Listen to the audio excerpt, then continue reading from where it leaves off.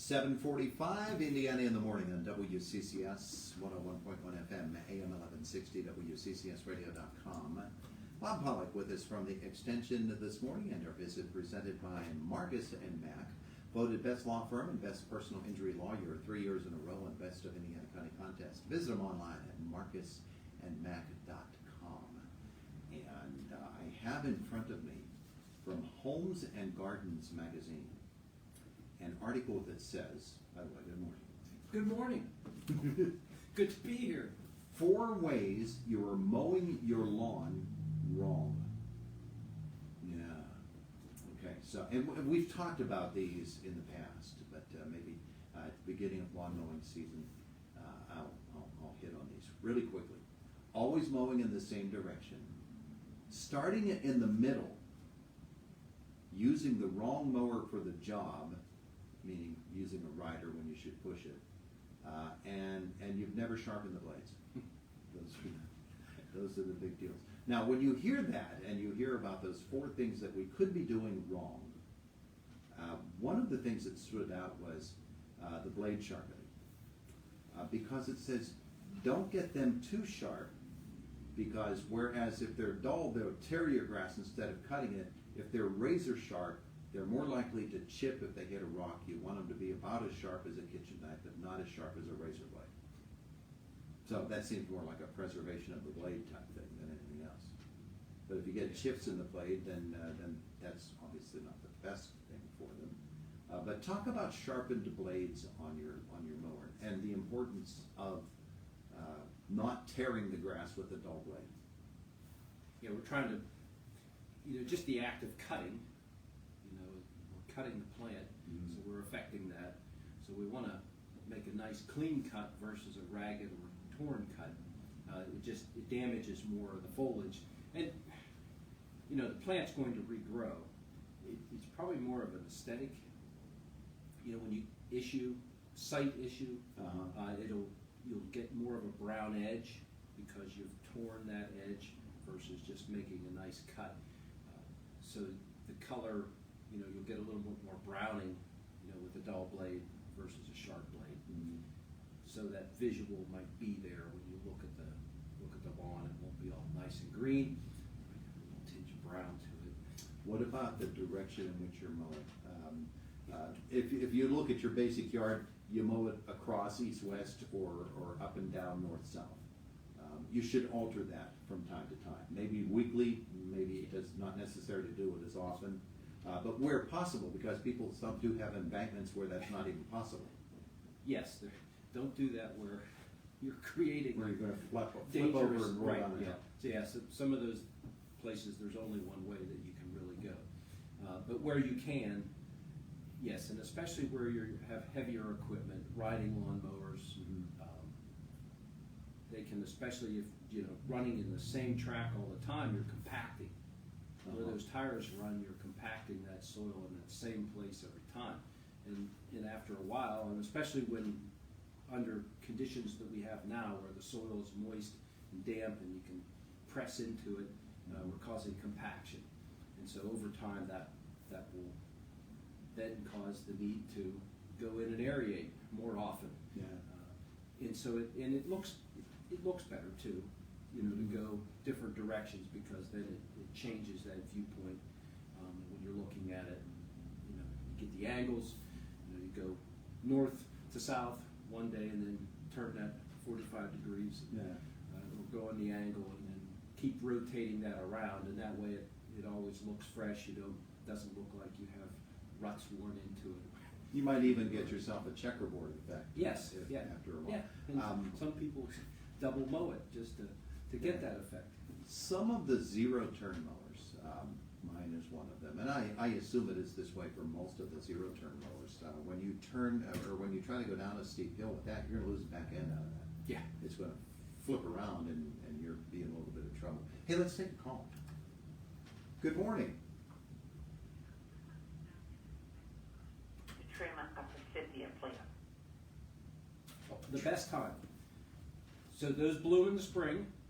That's considered a spring blooming shrub, and so right after flowering is the best time to prune it, because we're preserving then the flowers, both from this spring. If we would have done it late winter, then we would have chopped off probably many of the flowers, that we would have had for So our spring bloom. So right after bloom, anytime we're right in that period now, we're trying to do it before Thank you. they make the new flower buds for next year, which will be later this summer. You're welcome. Thank you very much for calling. 479-1160, by the way, 349-WCCS. So forsythia, they're about done blooming. They're done. So you've enjoyed the flowers. And having enjoyed the flowers, now they're just going to be green the rest of the year. So you want to, if you're going to trim them back, this is the time. Yes. So, and it's also a multi-stem shrub. So that fits in with lilacs and spireas and a whole group of those plants that are, spirea can get into a little bit later blooming, but any of the spring ones, right after bloom is the time to do that. And rhododendrons, once rhododendrons bloom in the spring, if you need to tidy them up, just keep them from growing out over the sidewalk or the driveway or into the house. That's the time to do it right after bloom. Mm-hmm. And with those multi-stem shrubs, we're able to, in those, a lot of times it's best to go down into the base of the plant and take a couple of the oldest canes completely out. Okay. Because that will naturally control the size of the plant, because usually those biggest canes or stems are going to be the oldest, and they'll also be the tallest. Mm-hmm. So if you're trying to shape it, keep it a certain height as well as width, by taking out those entire oldest stems, you reduce the size of the plant, you open it up a little bit. The other key thing that does is encourage new growth from the base of that plant. Okay. From the crown of the plant to send up a new stem. So we can keep those plants younger, in the shape, size, width that you want them to be, and also keep them younger, and so the wood will be better. It allows the light to get down. It allows light to get in there. They're going to flower better. They're going to do better. Yeah. Over time. So still many times we plant those, we let them go. Some of the forsythia tend to only get 4 or 5 feet tall and wide, and that's kind of it. But they will get into kind of a jungle. They'll keep growing branches on branches and really get thick and dense, and then crowd out other stuff, and then you'll end up getting dead stuff in there, and you won't get as good a flower show either over time. Okay. So opening those up, pruning them like that can be very helpful. Same thing with lilac.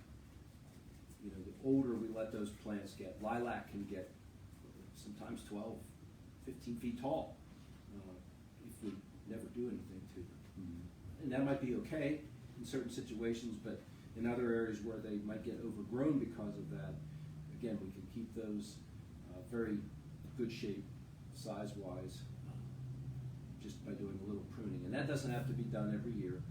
It will vary based on where that plant is and the cultivar and the soil that it has to grow in as to how quickly, fast it'll grow, and the need to do that trimming occasionally.